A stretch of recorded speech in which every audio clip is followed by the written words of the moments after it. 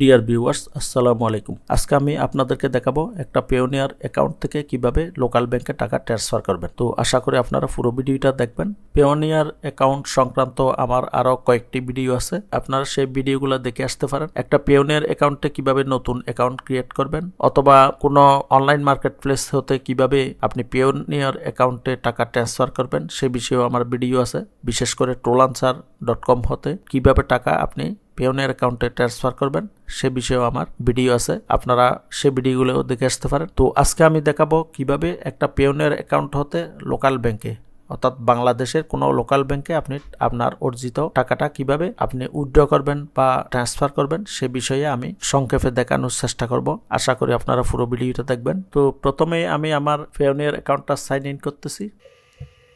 তো সাইন ইনের মাধ্যমে আমি আমার পেওনিয়ার অ্যাকাউন্টের ড্যাশবোর্ডে চলে আসলাম। দেখেন এখানে আমার $79 এখন আমার ব্যালেন্স আছে। আমি আজকে আমার এই ব্যালেন্সটা আমার লোকাল ব্যাংকে ট্রান্সফার করব বা উইথড্র করব। তো প্রথমেই দেখেন এখানে ব্যালেন্স $79 নিচে ডান দিকে উইথড্র একটা অপশন আছে, জাস্ট উইথড্রতে ক্লিক করবেন। ক্লিক করার সাথে সাথে নতুন একটা পপ আপ উইন্ডো ওপেন হয়েছে। সেই পপ আপ হচ্ছে উইথড্র টু ব্যাংক, অর্থাৎ উইথড্রল ডিটেলস এখানে নিচে দেওয়া আছে। উইথড্র ডিটেলসে একটু খেয়াল করলে আপনারা দেখবেন withdraw to your personal or company bank account.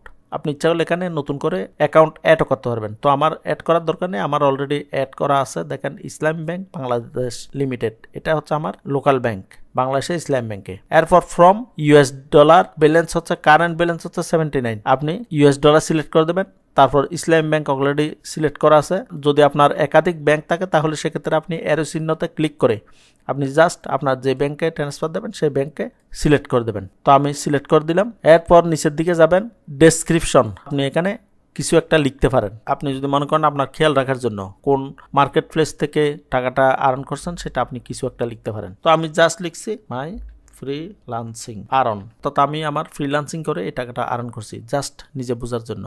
এরপরে রিভিউতে ক্লিক করবেন। আমি জাস্ট রিভিউতে ক্লিক করলাম। আচ্ছা, এখানে উপরে মাঝখানের ঘরগুলো পূরণ করতে হবে আপনাকে। অ্যামাউন্ট টু উইথড্র, অর্থাৎ এখানে $79 ছিল, আপনি কত তুলতে চাচ্ছেন সেটা এখানে আপনি লিখে দেবেন। আমি $79 লিখে দিলাম। এরপর সাথে সাথে দেখেন এখানে আমার বিডিটি যে অ্যামাউন্টটা আমার লোকাল ব্যাংকে আসবে সেই অ্যামাউন্টটা এখানে দেখাচ্ছে $6,651.15, অর্থাৎ $79 বাংলাদেশি টাকা হচ্ছে এটা। তো সেটা আপনার রেটটা এখানে লেখা আছে, দেখেন এক্সচেঞ্জ রেট $1 সমান 84.19 বিডিটি, অর্থাৎ 84 টাকা 19 পয়সা করে দিচ্ছে। তো অ্যামাউন্টটা আসলে একেবারে খারাপ না। আমি দেখছি freelancer.com আমি টাকা এক্সপ্রেস উইথড্রলের মাধ্যমে তোলার সময় ওনারা 81 টাকা দেয়। তো সেক্ষেত্রে এখানে দেখি 3 টাকা বেশি। এরপর ডিসক্রিপশন যেটা আমি একটু আগে লিখছি সেটা তো অলরেডি আছে। এখন আমাদের কাজ শেষ। দেখেন আপনি আরেকটু দেখবেন, দেখে চেক করে এখানে রিভিউ দিয়েও চেক করা যাবে। আমি রিভিউতে ক্লিক করলাম। এখানে রিভিউ হচ্ছে from $, Islam bank Bangladesh limited, amount withdraw $79, exchange rate হচ্ছে 84.19 বাংলাদেশি টাকা, অর্থাৎ 84 টাকা 19 পয়সা। আমার টোটাল অ্যামাউন্ট হচ্ছে $6,651.15। তো আমি জাস্ট এখন উইথড্রতে ক্লিক করলে উইথড্র হয়ে গেল। আমি বিসমিল্লাহ করে উইথড্রতে ক্লিক করলাম। এরপর এখন দেখেন আমার যে মোবাইল নাম্বার আছে সেই মোবাইল নাম্বারে একটা কোড চলে গেছে, সেই কোডটা এখানে বসাইতে হবে। তো আমার যে ভেরিফিকেশন কোড সেটা হচ্ছে 875993। এখানে একটা লেখা আছে don't ask for code when withdrawing to, অর্থাৎ এখানে যে আমি টাকাটা উইথড্র করার সময় আর জিজ্ঞাসা না করার জন্য। তো আমি এখানে এটা ক্লিক করে দিলাম। ক্লিক করে না দিলে আপনাকে ভেরিফিকেশন কোড দিয়ে বারবার ভেরিফাই করবে। তো আমি দিয়ে দিলাম। অথবা যদি আপনি কোনো কোড না পান সেক্ষেত্রে রিসেন্ট করলে আপনার মোবাইলে আবার আরেকটা কোড যাবে। তো আমি সাবমিটে ক্লিক করলাম। Your fund are on the way, অর্থাৎ আমার টাকাটা এখন আমার ব্যাংকের যাওয়ার প্রসেসিংয়ে আছে। যদি আপনি অন্য একটা উইথড্র করতে চান সেটা এখানে ক্লিক করলে আরেকটা উইথড্র করতে পারবেন। তো এখন আমার একটা উইথড্র হয়ে গেছে। Will send you a confirmation email shortly, check the email for details on when the funds will reach your bank account, অর্থাৎ আপনার ব্যাংকে টাকাটা কখন যাবে সে বিষয়ে একটা মেইল আপনাকে করা হবে। পেওনিয়ার অ্যাকাউন্টের যে মেইলটা আছে সেই মেইলে আপনার একটা মেইল পেয়ে যাবেন, সেই মেইলে বিস্তারিত লেখা থাকবে। আমি যদি এখন হোমে ক্লিক করে আমার পেওনিয়ার অ্যাকাউন্টে ব্যালেন্সটা চেক করি, আমি দেখি। আমি হোমে ক্লিক করলাম।